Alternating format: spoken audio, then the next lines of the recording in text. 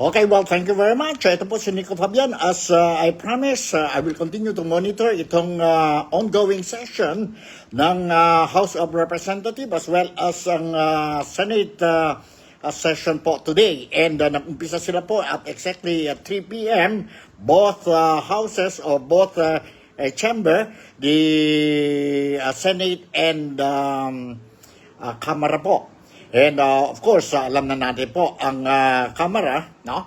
Ang House of Representatives, the purpose is for them to vote kung mag-impeach ba kay Inday Sara Duterte dahil mayroon siyang impeachment complaint.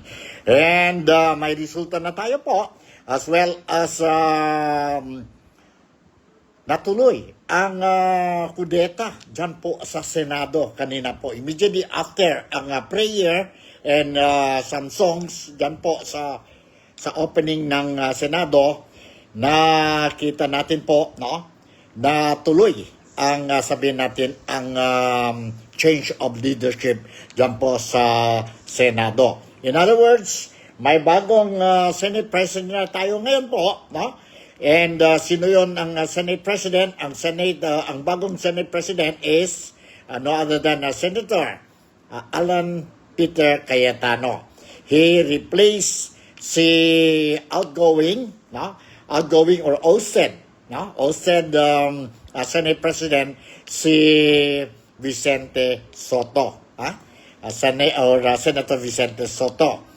Now they have these magic 30 votes, 13 senators supported ang leadership change, and it is for that the very reason ngayon po bago na ang liberato ng Senado po. And tungkol naman doon po sa lower house, ang chamber dyan po sa lower house, they came out with a votation already po, although it's still ongoing. Ang mga congressmen are still giving ang mga sabihin natin speech nila po tungkol sa sabihin natin na why they voted for yes or no for the impeachment of Inday Sara Duterte.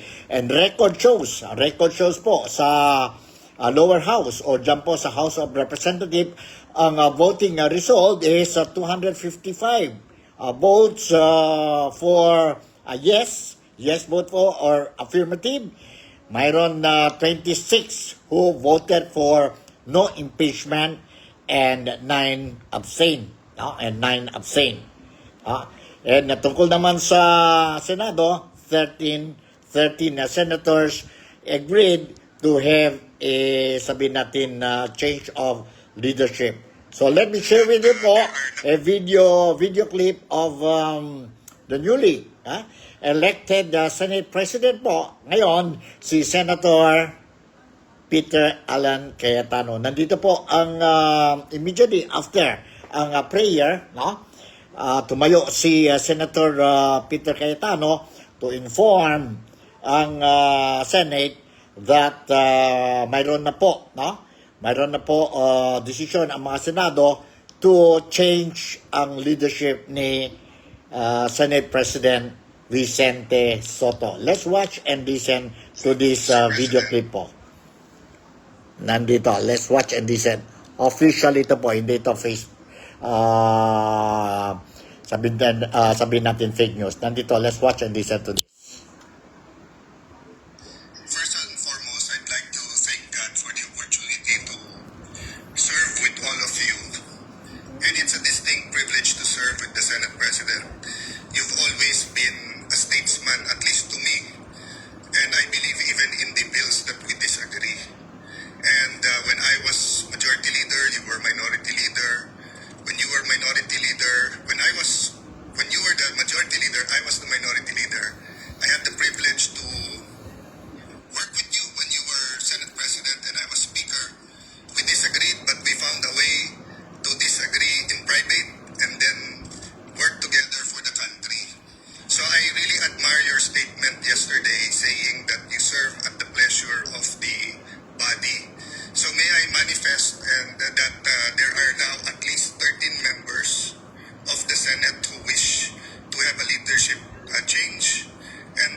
Senator Bato de la Rosa is in the building and will be here in a minute.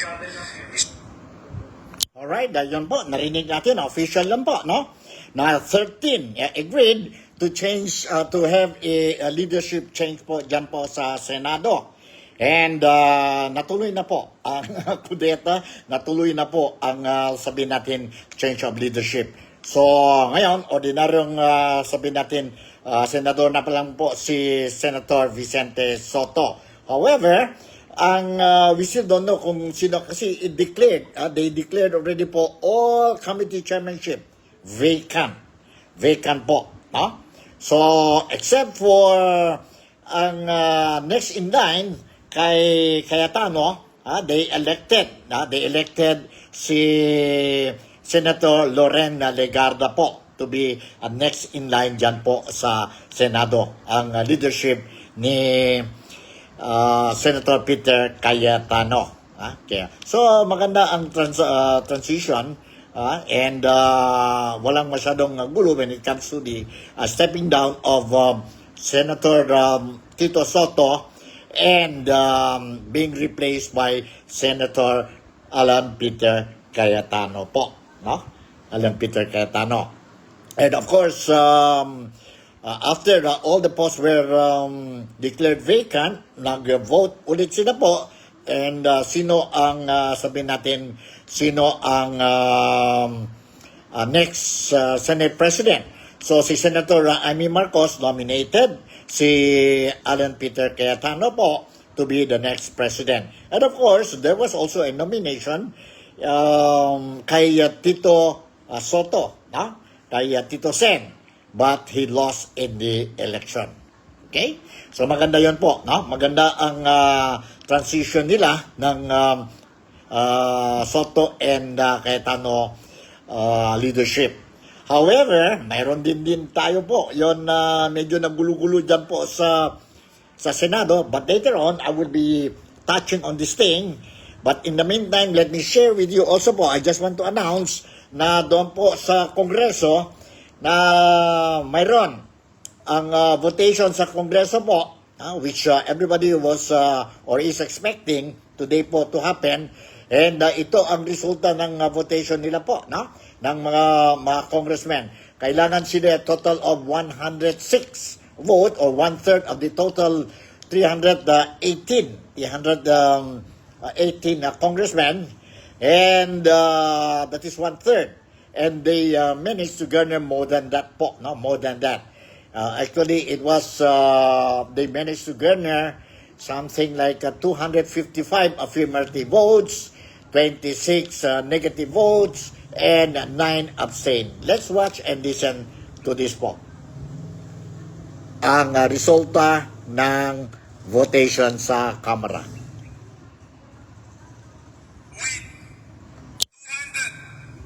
Members voting in the affirmative, 26 against, 9 abstention. House Resolution number 989, together with the findings, conclusion, recommendations contained in Committee Report number 261 are hereby adopted. Majority Leader. Alright, yun po, narinig natin. And let's replay again po, no? Replay tayo ito. Ang official result of the voting. Nandito po, let's watch and listen to this.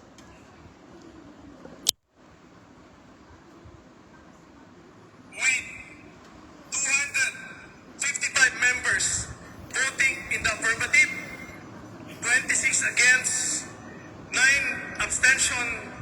House Resolution number 989, together with the findings, conclusion, recommendations contained in Committee Report number 261 are hereby adopted.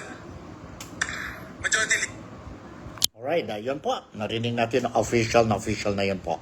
So, okay, punta din tayo, let's go back to the Senate po. Now, immediately after the announcement of Senator Alan Peter Cayetano is now the newly elected Senate President po, no? Where during the announcement, he said that mayroon na po 13 senators who supported ang move to replace si Tito Soto, no? To also si Tito Soto.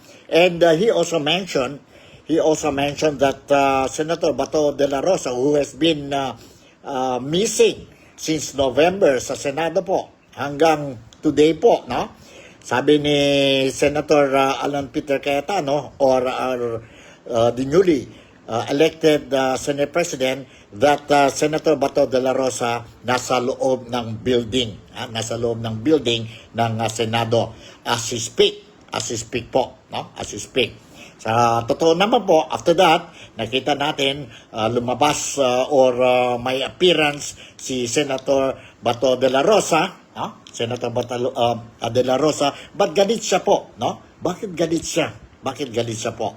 Because apparently may insidente dyan po sa Senado kanina.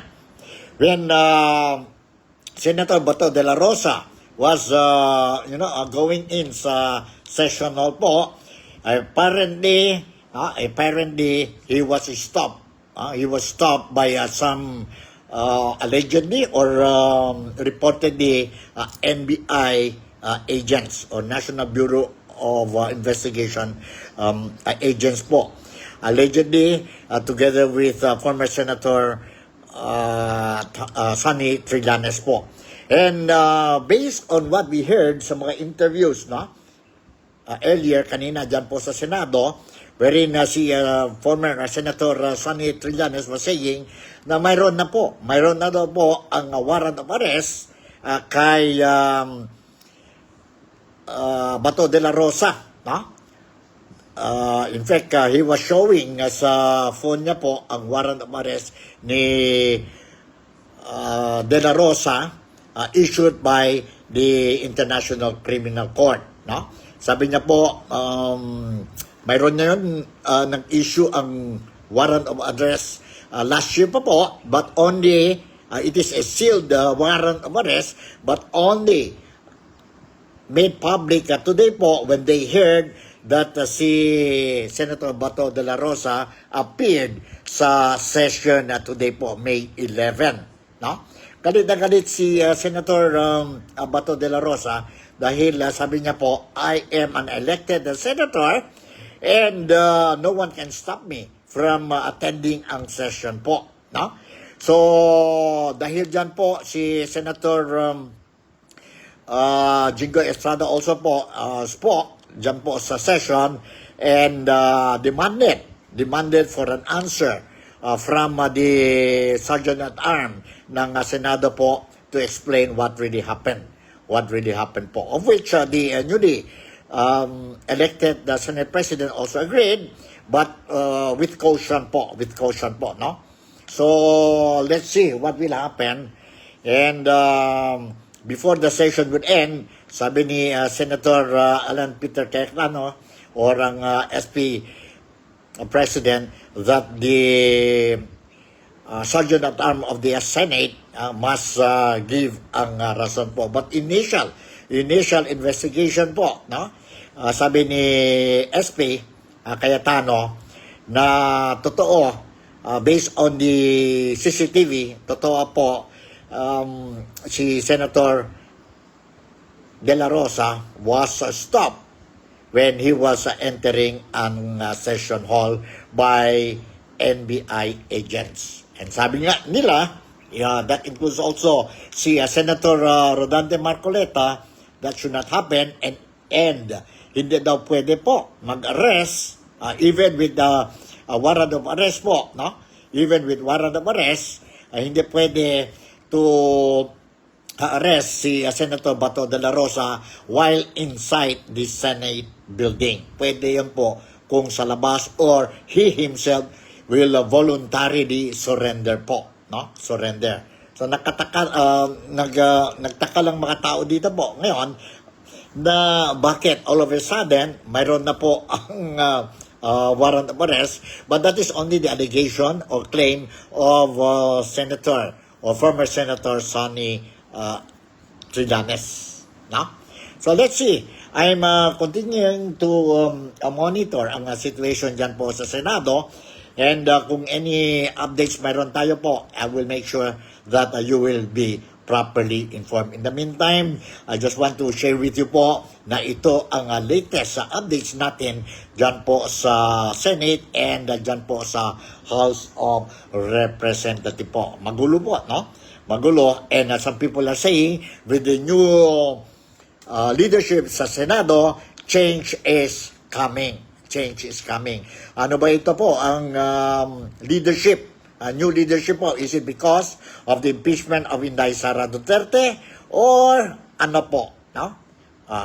Your guess is as good as, or my guess is as good as your guess po. Tingnan natin po. Let's watch mga statements, future statements coming from our politicians, our senators and congressmen po regarding sa impeachment of Inday Sara Duterte.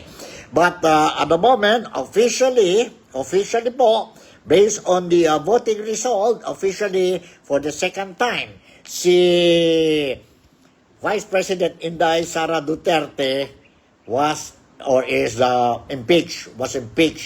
Official na ito po. Let me share with you, let me read you a story regarding itong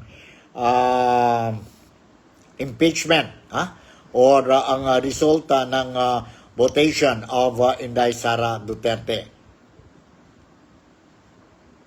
Okay, sandali rin po. Let me look for that story, for that story po. And let me share with you itong tungkol sa istorya ng impeachment of Inday Sara Duterte dyan po sa, sabihin natin, House of Representatives. Sandali po. Nandito yan po. Hold on, sa PhilStar. Let's check sa PhilStar. PhilStar. Anong latest nila.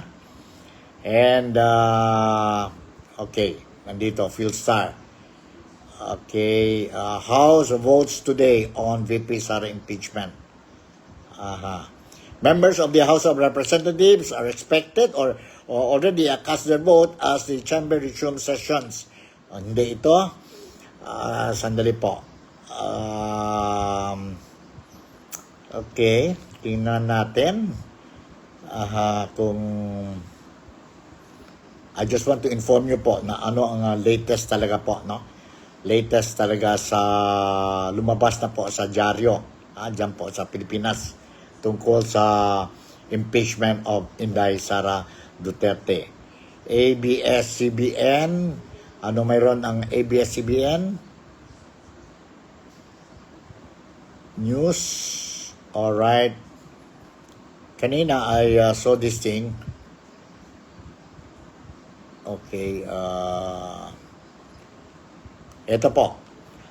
Let me read you this story, Okay. For the second time in her term, the House of Representatives voted on Monday or today po to impeach Vice President Sara Duterte. For the second time, she was impeached.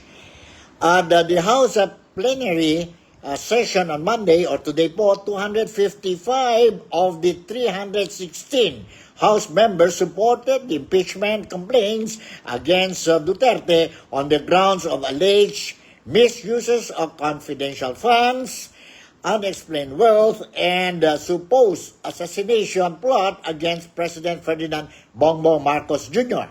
This was more than the one-third or 106 House members that the Constitution requires for the articles of impeachment to be transmitted to the Senate for trial. There were 26 votes against impeachment and 9 abstentions. More House members voted to impeach Duterte on Monday than in February 25 or last year po, when 215 endorsed the articles of impeachment to the Senate for trial. The upper chamber is mandated to conduct a trial forthwith, which the Supreme Court earlier clarified to mean with reasonable time. Then Senate President Vicente Tito Soto III previously said that the Senate was preparing to convene an impeachment court, assuring the public the chamber has enough funds from last year to hold the proceedings. Soto was hosted in a coup at the Senate shortly before the House voted to the House Justice Committee's recommendation on the impeachment complaint. It held hearing on Monday. Heard the hearing on. During the impeachment trial, 11 House members will serve as prosecutors who will be elected by a majority vote. Some names that the Manila Representative Joel Chua said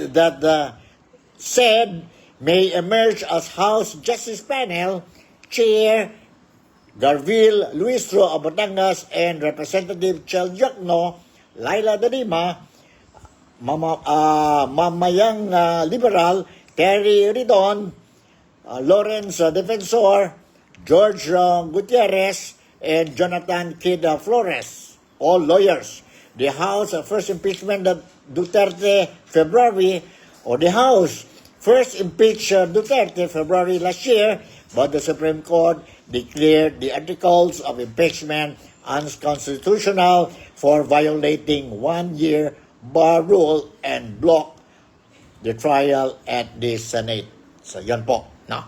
Yan po. So, official na yan po. And let's see what will happen. Mayroon na tayong bagong Senate leadership under the leadership of SP Peter Cayetano. And let's see po what will happen sa impeachment of Inday Sara Duterte. No? Let's see what will happen. So, not much I can give you ngayon dahil tuloy-tuloy pa po ang sabihin natin ang hearing dyan po sa Senate, and at the same time tuloy-tuloy pa rin ang House or ang Congress session dyan po sa House of Representatives. Anyway, kung may mga latest updates na tayo po, I'll make sure that you will be properly informed.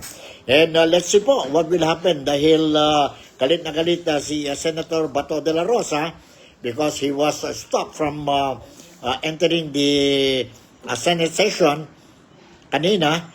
Allegedly or reportedly, he was stopped by NBI.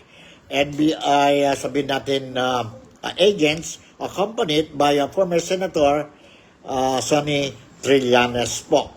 And ano kaya, no? Ang report ng Sergeant at Arm of the Senate tungkol itong insidente po. Meron na ba warrant of arrest kay Senator Bato de la Rosa as claimed by former Senator Sonny Trillanes? Or ano? Let's see po what will happen. I'll make sure that kayo, you will properly be informed the moment I will receive any updates regarding itong session ngayon po dyan po sa Senado, and of course ang session dyan po sa House of Representatives. So once again, I would like to say, bagong Senate leadership na tayo under the leadership of Senator Peter Alan Cayetano, and dyan po sa Kongreso, as expected, everybody is waiting for the result of the voting dyan po sa Kongreso. No? Ang resulta ng votation dyan po sa Kongreso on the impeachment of Inday Sara Duterte po is 255 affirmative votes or yes vote po, 26 negative vote or no vote po, and 9 abstain po. So, yon ang latest updates natin po. So, siguro hanggang dito na lang muna ang programa natin, and I will continue to monitor ang situation dyan po sa both chambers, no? Sa Senado at sa House of Representatives. So, let's hope that everything will run smoothly na lang po. We'll be able to solve itong political problems natin or crisis natin dyan po sa Pilipinas. And if we will be able to achieve itong political stability, then definitely it will help ang sitwasyon sa Pilipinas, not only sa economic situation natin po, but also sa security.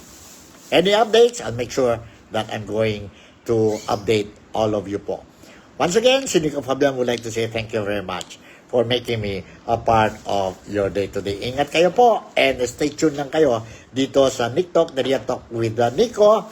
All I need from you po, kung pwede lang, I hope I'm not asking too much, kung pwede lang po, because ang Nick Talk, the Real Talk with Nico, you can find me dyan po sa Facebook, dyan po sa YouTube, and of course, dyan po sa TikTok, no? Just type ang Nick Talk 21. So with this, bye! And I'll see you in my next episode. God bless us all, and ingat tayong lahat.